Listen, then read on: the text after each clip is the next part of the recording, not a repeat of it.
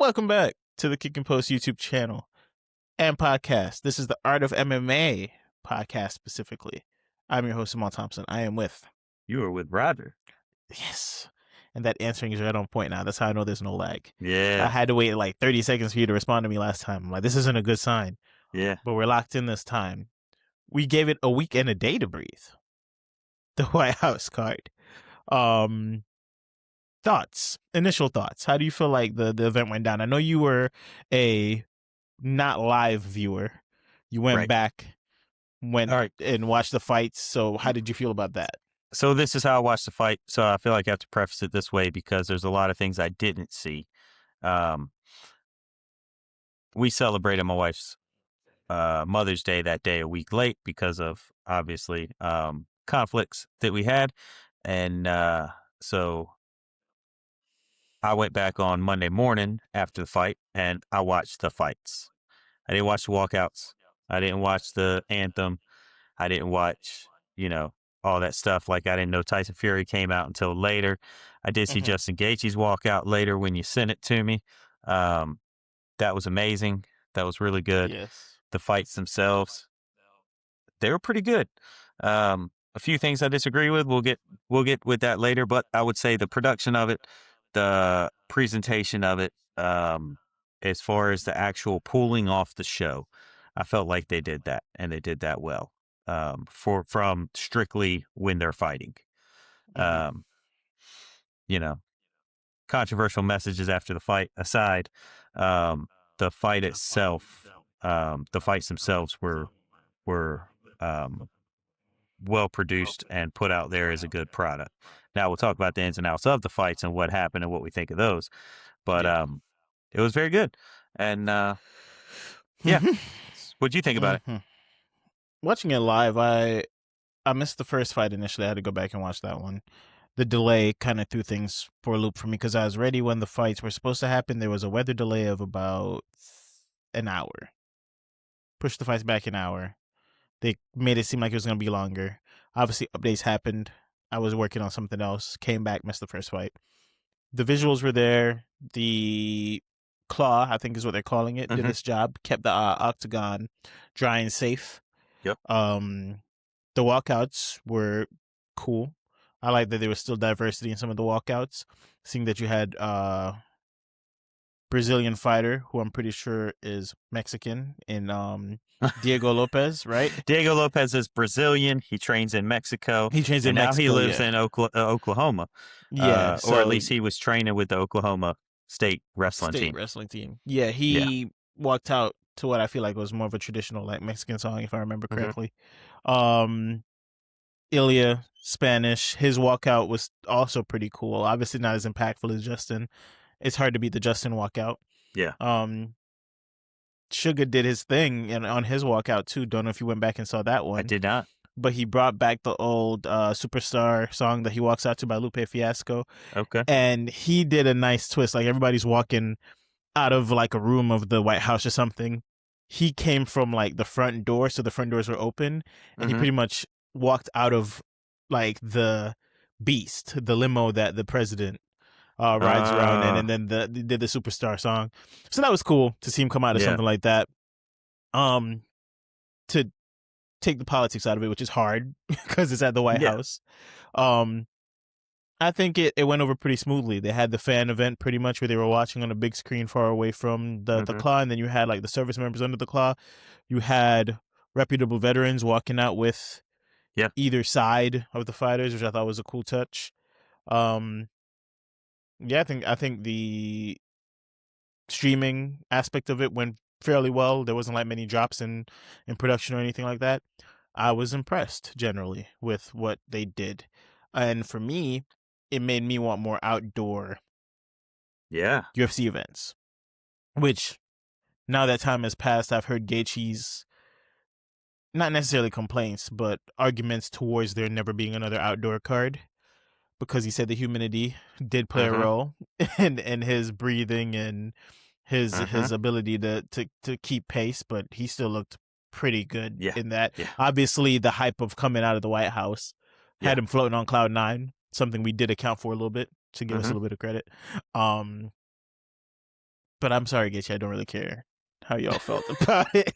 It's too cool. It's too cool. I want to see more outdoor fights. Yeah. I stumbled across a clip on my way home of Dana talking about trying to organize a fight at the Coliseum in Italy and what it would take for that to go over. And that they gave him a price tag of $150 million to get it done. Like, that's what it would cost. And the $150 million, most of that would go into a fund to, like, renovate and restore a lot of Italian, like, monuments and historical So he would give it to like the places. antiquities, the Pretty much. Italian Like, antiquities department yeah. or whatever they call it over there. And he said the price point was too steep. Like, he was trying to get Mark Zuckerberg and Elon Musk involved in helping to fund it. And he said they would pretty much have to directly privately fund it for anything like that to go down. Yeah, they'd have to like crowdsource it, crowdfund it or whatever. But with the rich billionaires. They don't need my dollars. Mm. They need a room of, they don't need crowdfunding. They need, like, what's it called? A little Venmo circle. Like when you go out to dinner and one person covers a tab, they need just a little Venmo circle of, like, the big heads to take care of that one. And I'd be about it. I like the imagery. Like, I want it to be removed a little bit away from administrations, and obviously even Elon and Mark is a little bit too involved in having them fund it, right? Yeah. Which, like it or not, a lot of these sports that you love are gonna be funded by people who have way too much money. Yep. Basketball teams are owned by billionaires. Football teams are owned by billionaires. All these athletes are paid millions and millions because these billions and billions of dollar owners can afford to. So you're never going to get away from, like, that aspect of things. But when you could get cool moments, I feel like we are going to be underutilizing, one, the claw after this event, and two, just the ability to make moments like that White House card possible on other fronts. Can you imagine fighting in front of Christ the Redeemer? Obviously, it might be a little bit sacrilegious, but, like, a Brazilian card in front of Christ the Redeemer, maybe down on the mountain a little bit. Yeah. Insane. And like I said, views.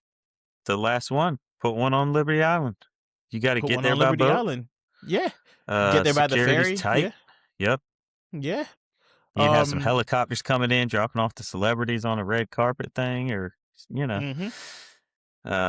Unfortunately, I don't know if we talked about it, but the what's it called? Tall UAE, I think it's a hotel. Oh, yeah. Oh my gosh. I feel like they could put it on the helipad up there. Yeah. Well, the but then you Burj couldn't have a Khalifa. crowd.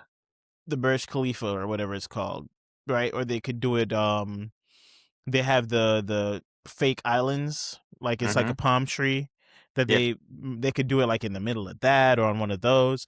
There's just I feel like one of those are more likely to happen. I feel like UAE or Qatar are willing to spend the money to get an outdoor one, even if it has to be a little bit sheltered. Oh yeah. But the views were good enough, in my opinion. Like, I think the Sphere is a cool idea, but going outdoors to some of these locations. Yeah, I wouldn't want them doing like national parks or world events. I know we had talked about like Yosemite or somewhere like that, you know. Yeah. Have one out there, and that would be cool. But I imagined that the cleanup after that event was probably rough, and you wouldn't want to do a national park like that. No, you don't want to do a national park like that, no. But or one of like the World Heritage sites, or you know, but there's plenty of places outside where you could do one, and or an actual fight island, like officially on the island outside, right? And you have a lot of money. I do understand your overhead is a little bit steeper, and it would really suck to spend like $200 million to set up a fight, and then most of your fighters on the card don't even make $1 million. Yeah. I get that aspect of it too. But just as a viewer, taking all the different aspects out of it, it would be cool to see more stuff outside. Yeah. Anywho. And you got the claw. You go. And you got the claw. You got to do something with the claw. You got to do something with the claw. You can't just have it sit in like a room somewhere collecting dust or sell to somebody who really likes the UFC. Got to utilize it at least one more time, right? Yeah. But to get to the fights, they opened up with Steven Garcia and Diego Lopez, and I know we called it potentially being the fight of the night.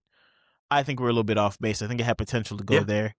I think I still leave this fight saying that Steven Garcia is a good fighter, is a smart fighter, has the fight IQ, but Diego Lopez has quite the chin, and again, power in his hands, man. Yeah. And when you combine those things, it's a theme that I feel like you're going to see throughout the card.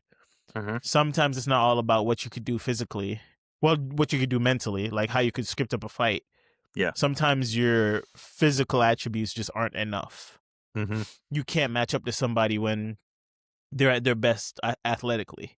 And I think for Steven Garcia, this fight just shows that he might be a little bit of out of his depths with somebody of Diego Lopez's abilities and durability. And Diego Lopez comes out with the second round KO and takes care of business. How did you feel about that one? All right. So I thought Steven Garcia was winning the whole fight. He was doing everything right. Yeah. Sometimes in MMA, I think you just which where I'm going to disagree a little bit with you. You just run across someone and they just land it just right. If Yes. Diego doesn't land that just right to put him down, and that fight continues the way it was being fought, Steven Garcia wins that fight.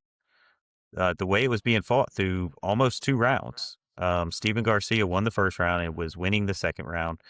But he did get caught, and that happens a lot. And you're right, somebody with a strong chin and somebody with, powerful hands. We saw it this past weekend with Manel Kape. Those two things, you can be losing a fight and you're never out of the fight. And for Steven Garcia, that keeps Diego dangerous. And for Diego, that always works in his favor. Like, there's never a time where that doesn't work in your favor. Yeah. And so I love Diego. I thought he was more flat-footed. I don't think he was as lively as he normally is. And I think that if he could fight that fight over again, he would, even though he won, he would still probably fight it a little bit different way. But kudos to him for getting that shot off. It's not like it was luck. I mean, he landed the shot clean. As far as the fight goes, I don't think that really hurts Steven Garcia too much. Maybe it drops him a rank or two, but it doesn't really hurt his career. And he should probably have a little bit bigger name off of this anyway, even though he did get knocked out. Just because he went out there and he was beating Diego, and you don't get a lot of kudos for, like, oh, I'm beating a contender and then I lost the fight. But at the same time, he got his name out there in front of a lot of people, and a lot of people saw him fight who had probably never seen him fight before. So Exactly. next time his name is up, people are going to recognize it a little bit more. And that's what this fight card did for anybody who was on there. And sometimes that works against you if you really didn't do so hot. I think it's a situation though where you look at it and he already was fighting up just based on, like, one guy's making their debut. He was making a debut in the weight class, wasn't he?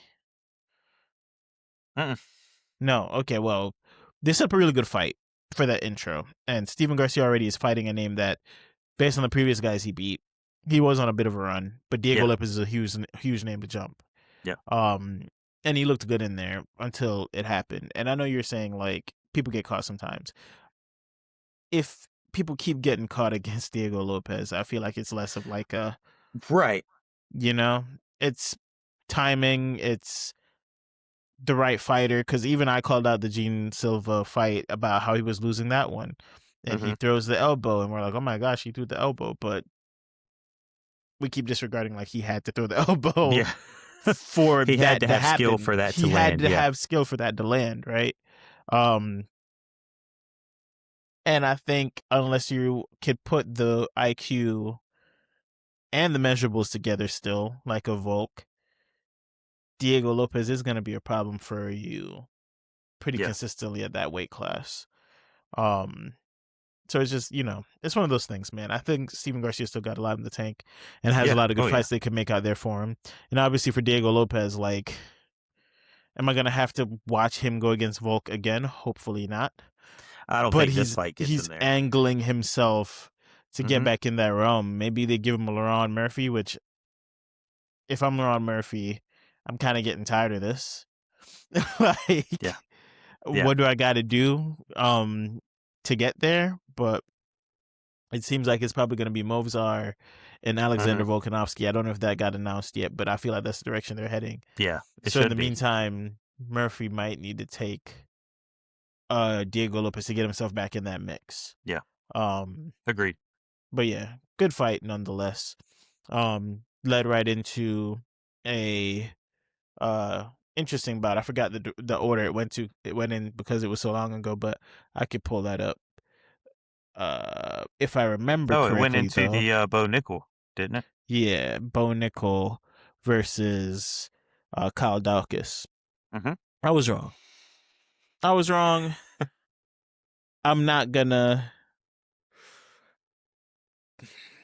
I'm not gonna write it off and say, run this fight back. Bo loses. I'm not silly, but I still am not completely sold on Bo Nickel Why is that? because the Kyle Dawkins I watched, the people Kyle Dawkins beat are still questionable competition. The Kyle Dawkins I watched was far from impressive. The Bo Nickel striking looked decent, and I have to say he has made improvements since that Rainier DeRitter fight. But I'm running into some of the things that I was a bit worried about hearing about Bo after a win like this. I'm hearing hyperbolic statements like he should get a title shot against Strickland. Nah. That's what Chael Sonnen said. Chael Sonnen is off his rocker. Yeah, he said he should get a title shot off of this because of the wrestling problems he presents. And I mean, look, man. Maybe, but he doesn't deserve it. Look, man. I think there's still enough tests in that division for us to see if he's really there. RoboCop's there. Mm-hmm. I think that's a great matchup.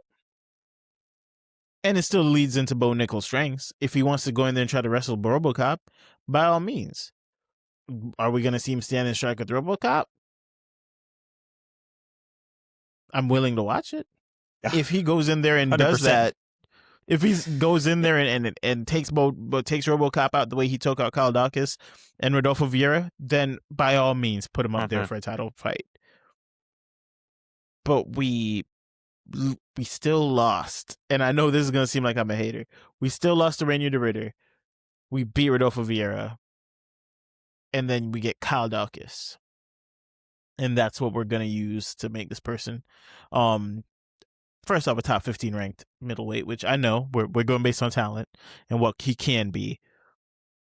But I'm more of like what I've seen on paper. Yeah. And I haven't seen enough on paper.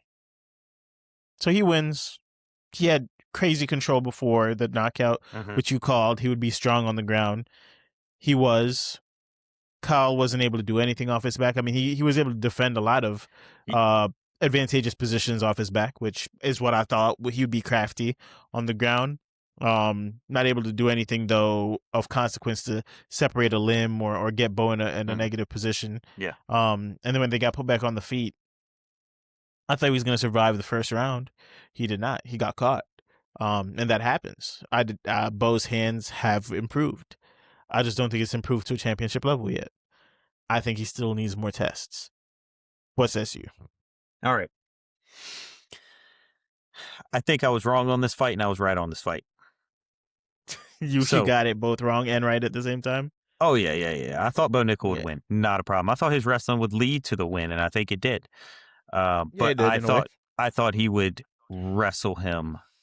I wanted to see him take him down and hold him and control him, and really just make anything Kyle Dawkins did a non-issue, and he was going to beat him on the ground.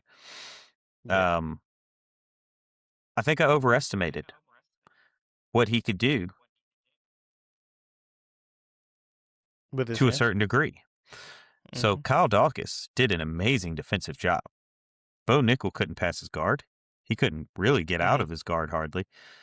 He couldn't Mhm. do any ground and pound. He could do no damage on him. So he could really the whole lay and pray thing. He could just lay on him. And it's not for lack of trying. Nickel was trying. Mhm. But let's not forget Kyle Dawkins is a jiu-jitsu black belt. And so he does have skill on the ground, and kudos to him because he made it out of that round, probably because of his great defense on the ground. That slam was beautiful, though. That slam was beautiful. There you And go. because of that slam, Kyle Dawkins had to take note. If he gets my legs again, we're going to have a repeat of the first round. And that left his hands down, for Bo Nickel to come across the top. So I think his wrestling did lead to it. But he was not as dominant once he got him on the ground. Now, Kyle Mhm. Dawkins couldn't get away from him. So for him keeping him there, he had all the ability to keep him there. But really, Dawkins playing defense in that first round. I mean, it was for someone who likes grappling. That defense was pretty sweet to watch because he's keeping him from getting up and ground and pound. He's keeping him from passing the guard. He's doing everything right to keep him from bringing on more damage. At the same time, he Yes. couldn't get up. When he's got somebody No. that dominant on top of him, you can't get up. All you can do is defend, and he did it, and he did it beautifully. But Yeah. that did lead to him, you know, having to be watchful and very mindful of that shot coming in from Bo Nickel. And I think that's what the slam did. I personally would have liked to seen more slams out of, from Bo. I think they do lead to highlights. That was a great slam. Um, and I just hope he doesn't fall in love with his hands too much.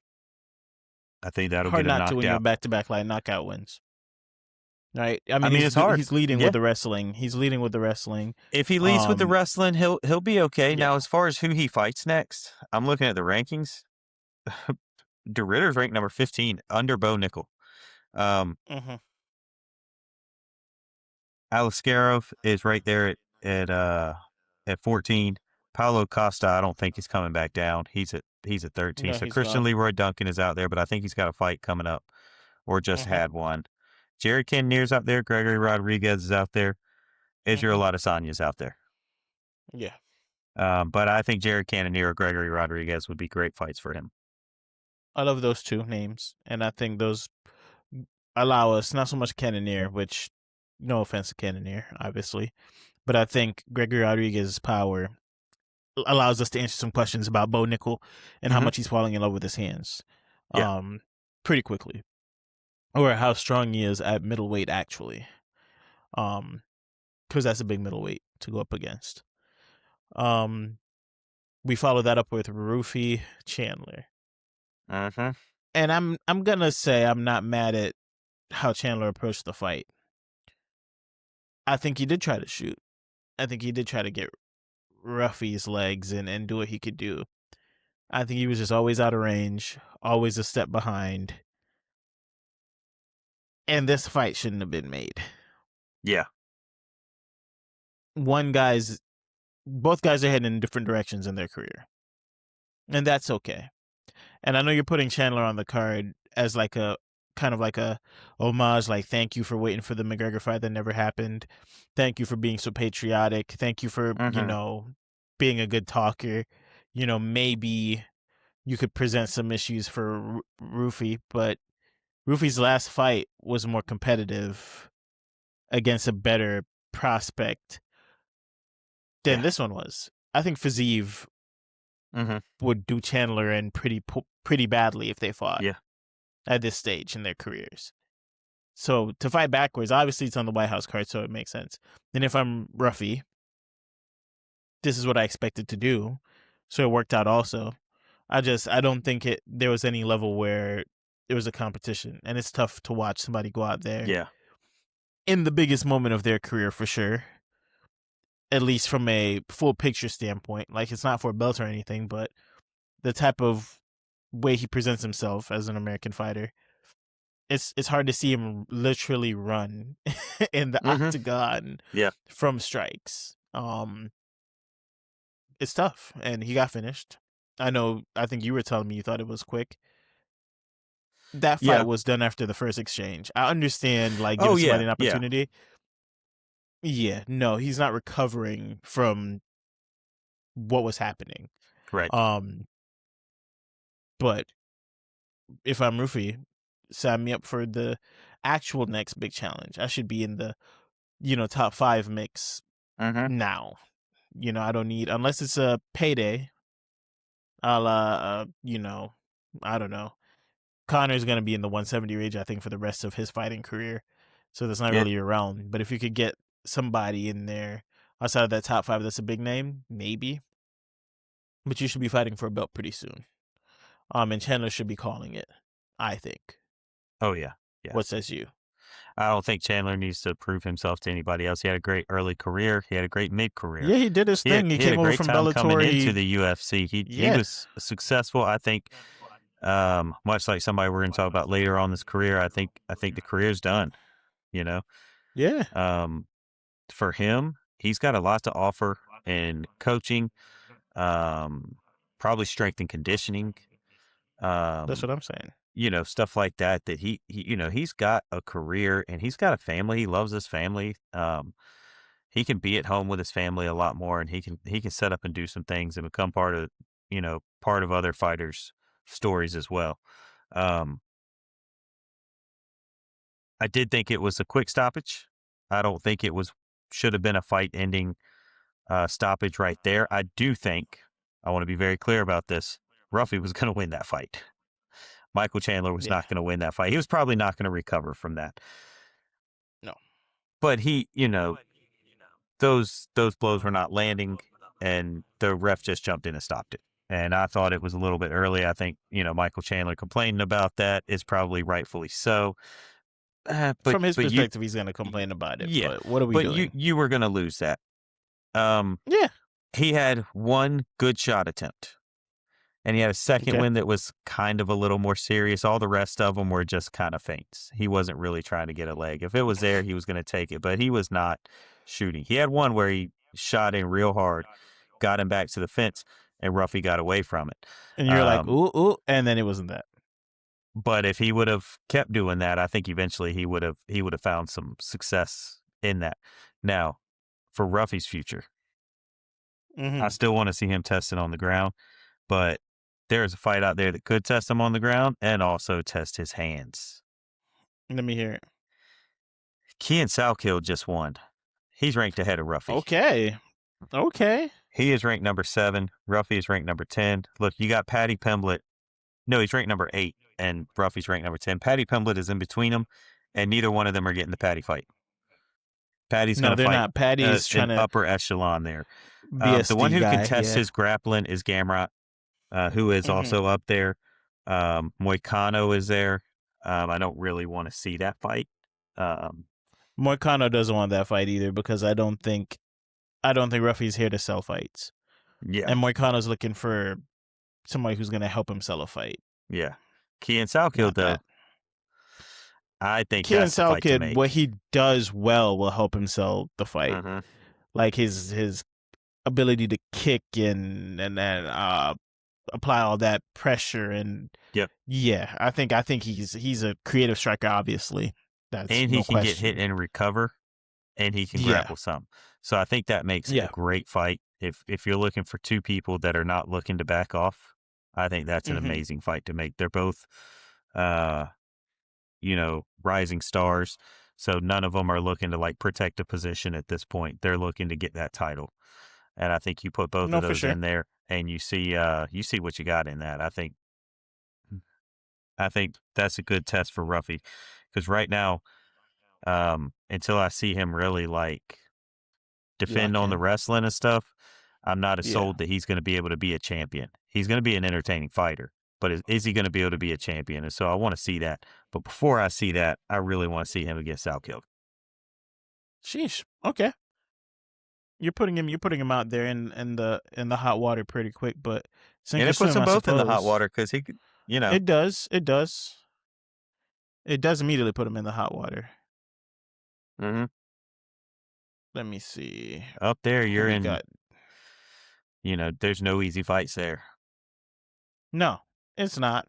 And we're not necessarily looking for an easy fight. It's just we're running into a pretty similar situation on potentially UFC 330 where I am excited for the fight that might be happening, but I'm also like, this hurts both guys, and I don't Mm-hmm. necessarily want that. Obviously, I don't know if you know which fight I'm referring to. 330.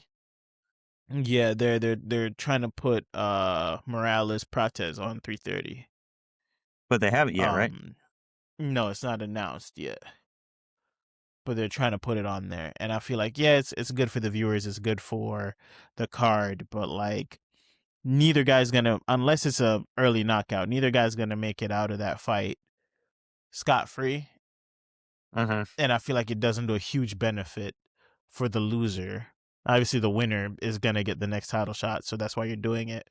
But Well, the that's loser's what they putting a lot say. on the line. This is true. That's not always a guarantee either, right? I'm just Right. saying, like, there's already Ian Gary and Malkachev hasn't been officially announced, but pretty much is Oh, officially announced. it has been. Or did it get officially announced? Okay, it's Yeah. officially announced. Yeah, right. So we're saying like after that, um, you probably get that call. Which Yeah, that's the who main else event is in for that 330. mix? Yeah, that's the main event for 330. So you put that underneath. You're preparing for the other guys. Yeah. Um. So yeah, I would definitely do it. I definitely have to listen out. Um. But it's tough to see two prospects at that level have to risk it against such another good one before it's actually for something. I don't want to say meaningful, but meaningful. I mean, it's a good fight to make because it is your number one and number three guys. So if you're looking for rankings, like that's a good one. Are they both exciting strikers? They're both phenomenal Yeah, strikers. Um, both fantastic strikers. Yeah, but you got two guys who could have some pretty exciting title fights coming up, and you're going to put one of them out of it with that fight. I that's what I'm mean, saying.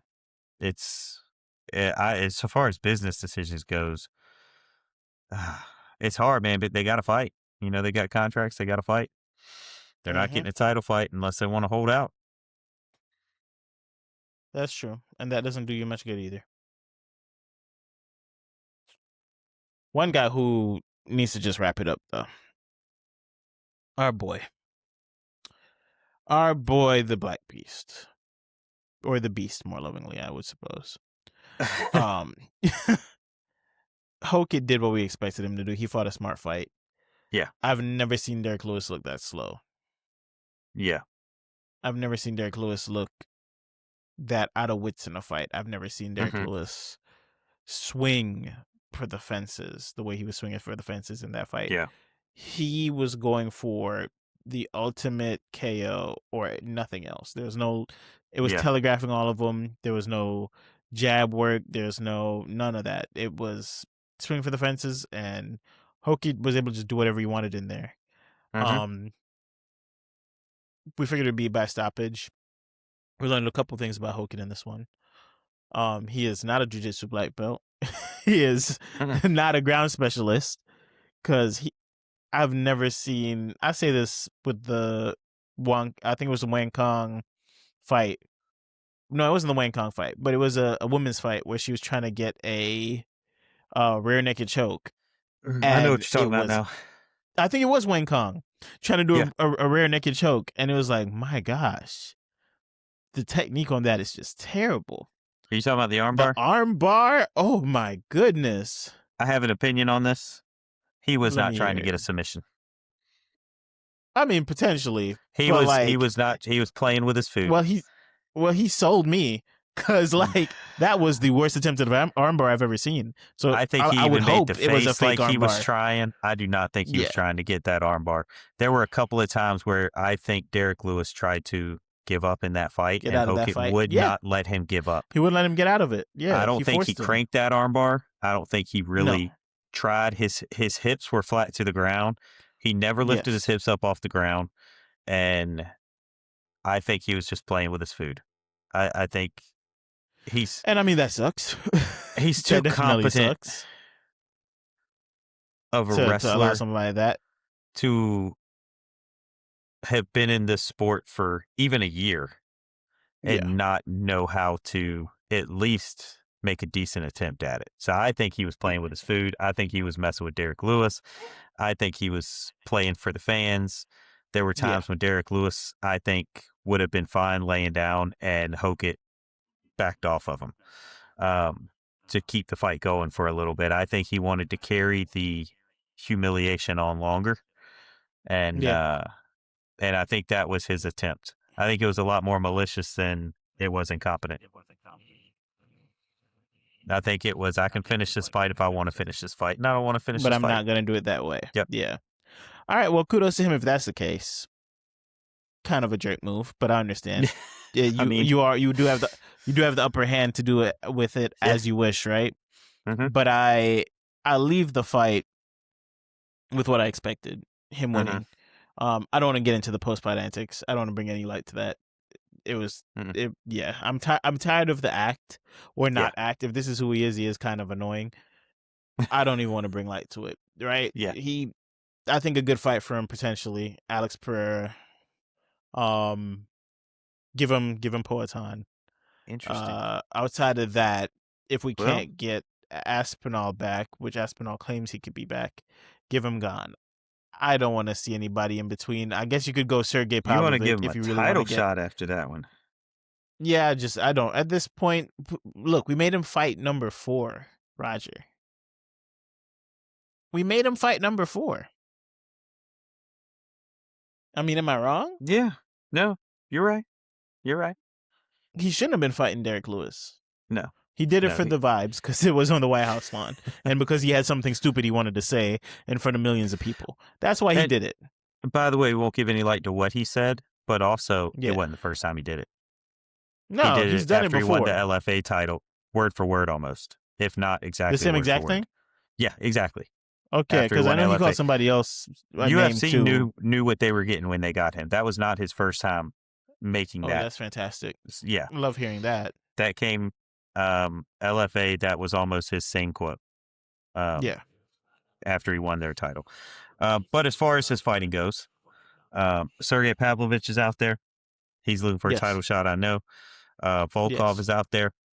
I know he's looking for a title shot. So Poatan or Waldo Cortez Acosta. I think one of those would be good for him. Yeah. From where he's at in the ranking, beating who he beat, you don't go back down. You got to keep fighting these harder fights. And these guys are not Curtis Blades in the hands. You swing like you did against Curtis Blades against Poatan, you're going to get what you get. You're also going to do the same thing with Acosta. So play with fire if you want to. So, but that's where he's at. He's worked his way up to that. So that's what he has to fight, and that's what he has to get through. So, hey, kudos. And like he says, if you don't like it, beat him in a fight. Volkov, put him in there. Put him in there and let him fight. I think Volkov would be a good matchup for him, actually. Now that I'm thinking about it, I didn't even bring up Volkov. Yeah, but Volkov deserves a title fight, actually. Yeah, I think he does. It's just, Zahabi and O'Malley was after this one. And I feel like this was kind of what I was precursing with the first fight. Zahabi could have all the mental tools in the world. When you put him in there against somebody like Sugar Sean O'Malley, and Sean has the speed and the accuracy and the precision on his strikes and enough defense to check leg kicks, and your measurables are not at like a 99th percentile level, Zahabi's an okay wrestler. Zahabi's an okay striker. Zahabi's okay on defense. But you can't be a bunch of okays and then fight somebody who is a 99th percentile striker, 99th percentile accuracy counter striker, you know? 99th percentile probably speed in the division. Yeah. Like when you have those many superb measurables going against decent measurables, good fight IQ, but decent measurables, you have to have one tool to neutralize it. And I don't think Zahabi has that one tool. Right. And that's what he ran into. He approached with the leg kicks. He tried to stay in his face. He allowed Sean to catch his timing for too long. And it got stopped early. I'll put it there. It got stopped early. Yeah, that was another one. Yep, it got stopped early. It was definitely a picturesque moment.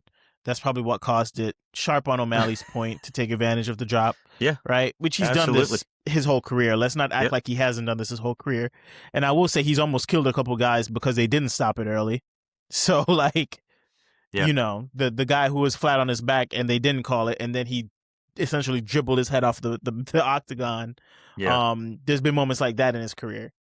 So I'm not saying Zahabi would have recovered, but he wasn't given an opportunity to. Right.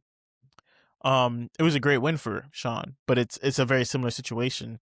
You catch a guy who's surging, but he's not better win than Song Yadong.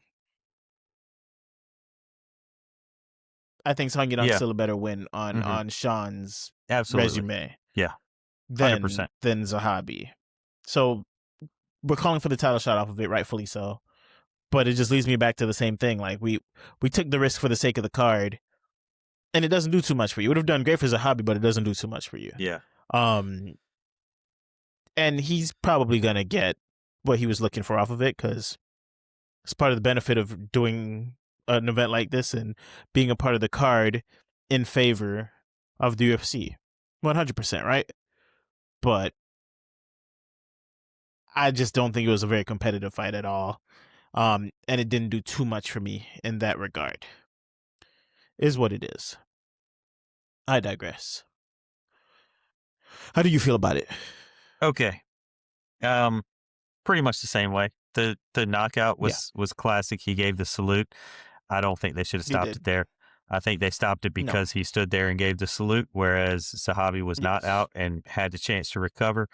And I think he should have had that chance. But I know what the optics were as well. So while I do think, looking at it, That's even in why the you do moment, what you do. even at the moment, I thought that he should have had that chance to recover, and the ref should not have stepped in.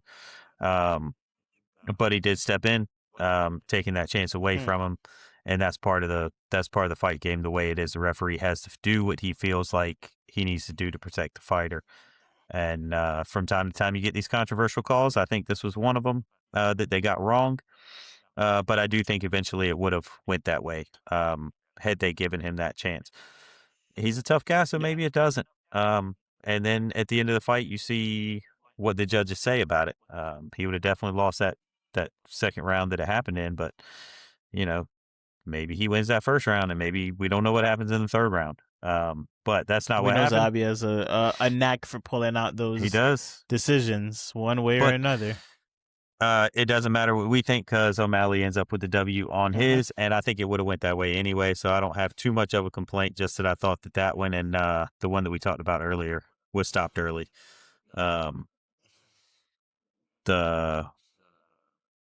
Which one was it? The roughie, Michael Chandler one I thought was stopped early. So those things are going to happen. And there were some complaints in the heavyweight fight about the refereeing in that, which we will get to as well. Yes. So kudos to O'Malley. I don't think he gives him a title shot. Because I think Dualish Willie is going to get the rematch first.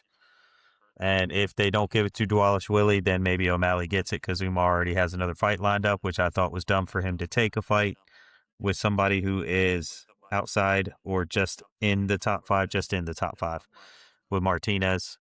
He's going to be fighting David Martinez, and I don't think he should have taken that fight. I think he should have called out Petr Yan. But he seems to want that rematch with Merab. I think Merab's nose is really, really messed up. I think we're going to have to wait to see that heal a little bit. And in that time span, we're going to get that O'Malley-Yan fight. We're going to. You might. If they don't give it to Dualish Willie, or some reason he can't fight, then yeah, O'Malley's probably going to get that fight. And rightfully so. Yeah, I mean, who else do you really give it to, right? Yeah, I mean, yeah. Corey, Bautista, Song Yadong, I think O'Malley gets it. If and then we Dualish go from Willie there. ain't doing it. And that's mostly if Umar hadn't taken that fight, he could have called for it. But he 100% could have called for it. Yeah, I don't know why he didn't. Like you said, poor strategy on his part, right? I thought so. Poor strategy on his part. Talking about refereeing mistakes made, we're gonna go ahead and hop into a a fight that made me a little bit sad at heart, and it's the Pereira fight. Mm-hmm. Pereira Gane. Now, I do think Gane showed a little bit of what made him a problem for this heavyweight division. Mm-hmm. I do think Pereira showed a lack of activity, which caused Gane to catch his timing, as one would. He got dropped, rightfully Mm-hmm. so. I don't think there's any, you know, controversy on him getting dropped at all. I do think there maybe were one or two bad shots to the back of the head, but that didn't cause him to lose the fight all the way. I think he was already hurt, and you don't want to hear that if you're Pereira. You don't want there to be a question about that being why you were hurt. Yeah. But I'm kind of watching the fight and watching the angles as much as I watched it. Gane was, blowing the gas tank on it, but it was because he had him flustered. And I think the damage was done. Mm-hmm. Getting stood back up even without those shots would have been difficult to recover from. Yeah. And Gane caught his timing, right? So great finish for Gane. I'm very saddened by it. I was hoping for the 3-time champ and to have some Yeah. fresh blood at the top of the heavyweight division. I wasn't necessarily looking forward to a Gane Aspinall rematch or a Gane Volkov. I think they fought before too, if I remember correctly. I I can't believe they remember off the have. top of my head, but I feel like they did. Um, Let me find out when those it was, things, because I'm pretty sure that they did. Yeah, they did, and Gone won. yeah, Um, yeah. yeah, it was a split decision though. Like I'm saying, I'm not trying to see those again. Yeah. And that's a little bit of me just, again, being somewhat, I would consider myself a Gane hater, right? But he looked great. And if that's the Gane that shows up, he'll be a problem for a very long time for the heavyweight division. If that's Mm-hmm. who we see consistently. Um, do we see that Gane the rest of his career? Time will tell. But great win for him. Pereira goes back to the drawing board. I don't think he needs to go back to light heavyweight. But if he did, it's even weaker than when he was initially there. I think he could immediately go back down and lay claim to fighting for the belt again if he wanted to. Yeah. And against Oldberg, I'd probably take him to win on Oldberg's return, whenever that is. If they do an interim, I definitely take him to beat whoever they put in that interim fight. But personally, I feel like he needs to stay up. That's my opinion of it. Yeah. And there's fights for both guys. It's just about seeing what lines up. But a great fight nonetheless. I know it has a stain with the bad refereeing. I'm interested to hear your take on it for sure. How did you see this fight shaking up? All right. Um, I talked about him being light on his feet Yes. and coming in and being You able to did. get out and coming in and being able to get out. And I think he did that during this fight. I think he showed that he was not somebody who was just going to stand still. It was going to be hard for Pereira to kind of walk him down in that way because he moves so much. Um, He but moved one so thing that well, yeah. one thing that Gon did really well is he won the footwork battle for most of that fight. Um, so he did catch him, and Pereira dropped, and he was throwing elbows. And I would say I probably saw one or two that did hit in that Mohawk area, but it's There were a not as couple that big hit of the an back of the area head. as Yeah. people think. It's about that big of an area that goes right down the back of your head. They call it the Mohawk area because there's a specific part of your brain. Maybe Yes. he got that, maybe he didn't. I felt like he did a couple of times. I don't think that was what caused the end of the fight. I'm not in Pereira's shoes. If Pereira thinks that's what caused the end of the fight, then he, that that's what he thinks. And he can do it because I think it is clear on the camera that he did hit that spot, whether it was straight on with an elbow or with the side, which I kind of think it was a little more with the side, but that's just my opinion on it. But he did make contact there a couple of times, I thought. But Pereira did fight his way up. So even if they stop the He fight did. and you give him a warning and then you start it, you're almost right back in the same position to where the finishing sequence was. And with that finishing sequence, God stepped in with his lead foot outside of Pereira's, which left him Mm-hmm. able to land on Pereira, but Pereira to not be able to throw that hook and connect. He likes to throw that left hook. He got one good left hook thrown, and he missed with it. Mm-hmm. Every other time during the fight, God's lead leg is on the outside of Pereira's every single time. He took that left hook away from him. And especially in the finishing sequence, like there was no way Pereira could hit him with the left hook because even when he got close, he was outside of that range of the left hook because he was too close to it. Pereira couldn't come up to it. Over the top. He just Yeah. didn't have the positioning in it.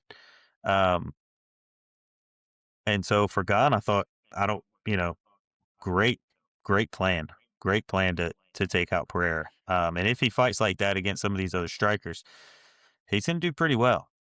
His grappling is still Yeah. He highly will. questionable. Um, Mm-hmm. if you're Hokit and you get this fight, he's not going to. But I mean, well, he might. You lean on your wrestling in that scenario. Um, Yeah. but um, I will say the one disheartening thing about it is that Pereira's team actually did go to the referee and talk to him about illegal shots that Gon has the habit of Mm-hmm. throwing. So it was very disappointing to hear that they did that and they still had illegal shots thrown.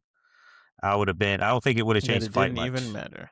I don't think it would have changed the fight that Yeah. much, as long as Gon was able to keep the momentum going because it doesn't take very long to take a point away from somebody. But if you were to take a point away, I Yeah. mean, maybe it changes them mentally, but physically, if you could keep the momentum going, I think the fight still ends the same way. Um, Unfortunately, I agree. Pereira's got to come back with a little bit better game plan to take on Gon. I was very concerned, and I think I mentioned it when we talked about it, his weight being so high, and that Mm-hmm. making him maybe a little sluggish. I'd like to see him down at maybe 230, 235 for that fight. I think He that needs would to keep probably some of that be, mobility. yeah, I think that would probably do him well to not have so much Mm-hmm. mass on him that he's not used to carrying around. Now, maybe he gets another shot 3-4 months from now and he's a little more used to carrying that. But when you put on a lot of weight, it affects you. Um, Especially when you're It trying to do does. this fast paced fighting, it's gonna affect you quite a bit more than what you realize. So, I'd like to see him mobile, a little more mobile than he was. So that's my take I on would that also fight. enjoy that, I do but think those elbows happened. I don't think they were a figment of anybody's imagination, but I don't think it would have changed the outcome of the fight.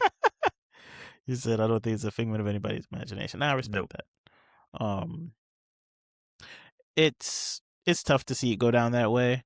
Um, but it's something you learn from, and I hope, at least for Pereira, at this stage of his career, he doesn't linger on the loss too much because I haven't liked the post fight, um, pretty much Uh-huh. discrediting any Yeah. aspect of the fight. You got caught. Yeah. You did. And we've seen someone argue how he fought against Ankalaev when he dropped him Uh-huh. is very similar to what happened to him once he got dropped by Gon. Um, in the flurry of trying to finish a fight, sometimes guys get out of their, you Yeah. know, what's it called? Out of their body with that Yeah. exuberance, like, oh my gosh, I have an opportunity to finish Mm-hmm. this. And it turns into what it turns into. I know Gon has a bad reputation. Yeah. But yeah. And to close out this card and this pod, we're going to cover Topuria versus Gaethje. Now, we did pick Topuria to win. Mm-hmm.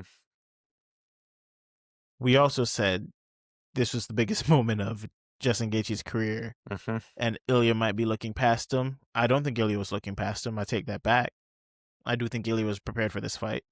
I do think he fought like Ilia. He didn't just go out there and get knocked out off a cold shot, and then we're left to wonder what if. He fought like Ilia, but he ran into a lot of the issues we saw him running into. the punch to the eye right off the rip, feeling Justin's power Yep. round after round, the damage done that zapped his energy. Round 2, he emptied the gas tank to finish a fight. And against probably any other person in the division, that flurry of body shots and liver shot to groundwork gets them out of there. Justin was just there. Like we said, fighter IQ or lack thereof. Tough as nails. Yeah. Ready for every round as that bell rung. Great win by him. I feel like we could dedicate a whole pod to it. But it was good to see him kind of do the walkout, execute the way he did, get the belt, and still be willing to be in the mix for another fight. He said even for this year. I think a good watch is Justin Gaethje covering some of the stuff that has happened recently in his career on Joe Rogan's podcast. I'm not a consistent viewer of that, but I've seen clips, and he talked about the visuals of him getting knocked out and the effect it had on his mom, and how he said he could never have that happen again. Where he's seen that way and the effect it had on his family. And I didn't even know he was thinking like that. Yeah. And some of the regrets he had about how he went down on that card, right? From To the liver everything he shot? built after that. Or on the previous cards when he UFC got knocked 300. out. Gotcha. On the UFC 300 where he got like flatlined. He Yeah. said he could never put himself in that position again for the sake of his family. He mocked the fact that Ilia didn't even know who he was really, because Ilia's talking about Gaethje's just smoking weed and partying all the time, like he doesn't prepare like I prepare. It's like, I don't go out. I get 8 to 10 hours of sleep a night. Like, he doesn't know me, Yeah. and he's preparing for somebody that he doesn't know. Like, this is the completely wrong way to approach this fight. Yeah. So it's cool to see him speak on some of those things again in certain clips, and to see him have the belt in the biggest moment, and to see even though that he tested Ilia, I still left the fight believing Ilia proved a lot. For a lot of people, they're giving him flack for quitting on the stool. A lot of people would have quit in the octagon after facing some of the adversity that he faced. They would have quit in between rounds. They would have quit in the round, right? Like, there's no reason for him to still be in that fight in the third round. Right. The doctors could have stopped it. He couldn't see. Right? So, like, I left that fight with a lot of respect for both fighters. And I'm happy for Justin. And I think Ilia, even though we said this could ruin his career, it definitely takes away some of the aura. It definitely takes away some of the confidence probably initially. But if he's the fighter that I believe he is, I think it's going to really set a flame to improve and sharpen certain tools. And a little bit of that, I don't want to call him pretty boy Ilia, but a little bit of that go in and not have to be in a dogfight Ilia. That shield is broken now. He might be willing to go to depths that he wasn't before. He's felt probably the toughest puncher he's going to face at that weight class. And if he's going up to fight Islam does not punch like that. Even though it's a heavier weight class, you're worried about a different challenge rather than the hands. So if you could comfortably get in the pocket with a Gaethje, and again, win some of those exchanges, you just had to take a lot of damage to do so, you'd be prepared to kind of close that distance potentially and not have to worry so much at 170 against Islam. I still think you get tossed around, but I was impressed by the final fight. I think it was the most competitive one, obviously. And I was left with a good feeling afterwards. Yeah. I didn't like seeing Ilia like that, but I felt good. It felt good seeing some of the stuff we spoke about on previous podcasts, even months earlier, kind of coming to fruition in the fight. And Gaethje getting his moment on top of somebody's shoulders in front of the White House. Like we said, would be pretty magical to see, and we got to see it. So it was good for me. How did you view that last fight? I mean, it was great for me because when we first started talking about this was a fight that I thought was going to be on the card. We did think Aspinall and John Jones were going to, headline, but I thought Gaethje and Topuria were going to be fighting on this card, and they were. I gave Gaethje a huge chance then. I feel like he bullied me a little bit to get me to try Topuria last week, but whatever, I gave into the pressure of picking Topuria. I mean, Don't look at me like that. I You know I posted the wanted clip. Gaethje to I win. posted the clip. No, I posted the seriously, clip. I did think, We both said from a tactical standpoint, yeah, from a it's tactical tough to go with standpoint, Gaethje. on paper, Yeah. Topuria was the favorite in that fight. And that is hands down on paper he was. And when you're looking at the fight and the possibilities, I think we both gave Gaethje a chance to win it. We knew there was a path for him to win it. Oh yeah. Depending on your referee, that thing could have ended in the second round with Topuria on top. That liver shot was vicious. When he folded him, that's the things we were worried about, because when they were in the pocket, Gaethje wasn't worried about the body shots. Which again, when Top started working the body, I was like, my gosh, and he was just working vicious the body. blows to the ribs, and then the fake blow to the lead over, like everything. Again, those are the things that you see from Ilia, and you're like, this guy is special.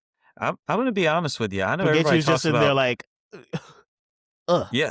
That hurts, but let's go to the next round. Like, Gaethje won that fight because he's tough as nails.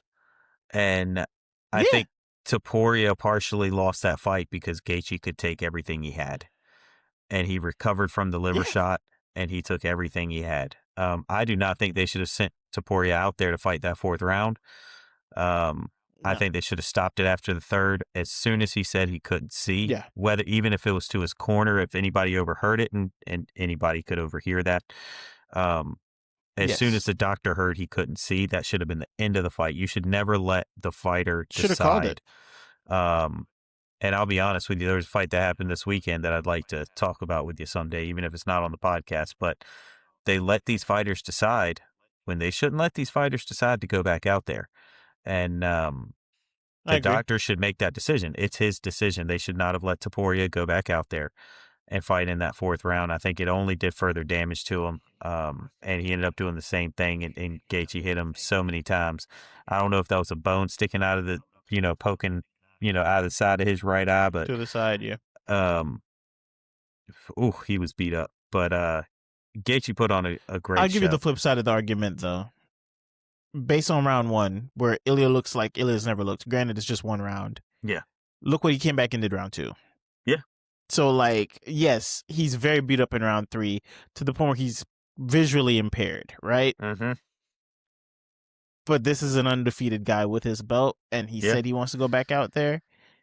I get it. This isn't a prelim fight. One. This isn't a random prelim opener in Dubai where the dude's been knocked down 10 times and we're putting him back out there on skates. Well, this is the championship fight on the White House lawn, and he wants to go. Yeah. Now, I love what he did in the fourth where he's like, no mas. Yeah. Even if it was him or his corner, whatever it is, there's nothing you're getting out of by going out in that fifth round. No. Nothing. And I think Gaethje had won enough rounds at that point. But and we talk about this with the classic one that I always refer to as Gray Maynard, Frankie Edgar, too, where that fight could have been stopped with a different referee, probably 6 or 7 different times, and the referee just let him keep fighting. So, it's the same thing. The same reason Gaethje has the title now is the same reason Gray Maynard doesn't. It's because the ref let him keep going. That was easily a stoppable fight after that liver shot. But he let him get going. Justin recovered. Justin busted him up. I think this was a matter of Ilia threw everything at him he had. Justin survived it, and not just that, but he thrived in that moment. And he really put the pedal down when he needed to. And the only other thing about the fight I'll say, beautiful fight. If you haven't watched it, great competition. It was back and forth, but I think Gaethje controlled most of the fight. He kept the wrestling where he needed to, kept going down on that front headlock and keeping him from pursuing anything else. They didn't end up on the ground very often. Gaethje almost broke his neck doing a backflip off the cage. And then he almost never walked again because he backflipped off the cage. And then we saw one other thing I'd never seen in the fight. He went outside the cage, shook the president's hand, and Melania stood up, and she gave a genuine smile. I think she loves Justin Gaethje. I think that's her favorite fighter. and she was all smiles. I don't know if I've ever seen her genuinely smile, but I saw her genuinely smile that night. And she came in the cage and she was smiling again, all smiles. Met Justin's mom and everything. She was just all smiles, and I've never seen that. And that was a little bit different that you wouldn't have had at the White House, I think. So for the White House Yeah, card, it's you it's got you one of got a those things little where it's bit like different side of people, but you definitely get a different side of people. yeah, And it's Justin hard not to be Gaethje, excited seeing somebody like that pull off what he pulled off. yeah, You know? Like you yep, watch him go in there and again, undefeated guy, huge favorite. Just put pedal to the metal. And I think the word of the day was resilience. hmm, Like one yeah, guy got his body worked for a 45-second stretch. Just hmm, body work like he was a body bag. Like and bounced back. And one guy faced adversity in the first round and immediately yeah, it was a issue for him. yep, The first power shot he took, he was like, "Oh my gosh, what the heck? yeah, There's blood under here." Like that's what happens when you get hit. There's blood under here, and he just couldn't get past it. And granted, I've never gotten punched by Justin Gaethje, so I could understand like experiencing something that you've never experienced before to that level. yeah, But one guy's been in wars and again been hmm, resilient his whole career, even in those moments where he's getting defeated. And the guy was forced to be put in a position that he wasn't before, a yeah, position we were questioning how he would respond. And he responded well until he didn't. He yeah, gave it everything he got until the tank was empty. Right? and So I Gaethje think hits I like a think that truck. go ahead. Gaethje hits like a truck, Yeah. and another interesting stat I heard, and I looked it up, and it is true. Justin Yeah. Gaethje stopped the win streak of Tony Ferguson, and then he stopped the win streak Mm-hmm. of Topuria. People who, and Yeah. I think Justin is on camera saying this, and I don't know if it was on Rogan or not, but he was on something, and they asked him, and they said, "I didn't, it's not like people couldn't beat Tony. They just didn't believe they could beat Tony, and now they saw that there was a way to beat him. There was, they believed they could beat him, and that might be the way with Topuria too, that there's a way to beat him. But I'm gonna tell you what, not many people can do what Justin did and take that. So he shows them that Tapiria's they not can be even beat. 30 yet, brother. Like that's the I know, that's the I difference. know. Tapiria's not even 30 yet. Yeah, I'm that's older true. than Tapuria. I mean, Like two different ends of the spectrum. And again, you have a guy who understands that damage now coming back. Obviously, it's not going to be the same. It might be a different version of him. But I'm also scared for what it might have created. Like there's two ends of the yeah, coin. You could have a they. guy who doesn't have that confidence anymore or that Mm-hmm. aura, or you could have a guy with all those skills who doesn't have to be protecting a one anymore. I mean, a zero anymore. Who doesn't Yeah, have to be protecting this I am unbeaten anymore thing. He could go out there and fight with that same level of execution yeah, and be willing to go to those depths because again, there's no zero to protect. and That could be a very dangerous dude. one thing I said was before this fight that this is more important for Topuria than it is for Gaethje. That this could change his career. But then I heard him afterwards, and if he's saying it because he genuinely believes it, and I forget what exactly he Mm-hmm. said, but I actually really liked what he said, and I thought, no, he's going to survive this. So now maybe he's just saying what Yeah. everybody should say after they lose. But if he really believes it, I think he can survive it, and he can come back, and they may have just created a monster. So The matter just created a monster, as Alexandro Topuria said in a post to his brother so lovingly after the fight. He posted on Instagram, and a little, I feel like a confidence booster for a guy hmm, who went through a war like that. He loves him, and us Topurias learn as much from our wins as we do our lessons. hmm, And I think that is a great way to view yeah, how this fight went because it is a lesson hmm, and he will be back stronger. And I think it was a successful card. hmm, Don't need it again. no, Don't need it again. But I think it was a successful card, and I'm willing to again venture out into the realm of another outdoor card.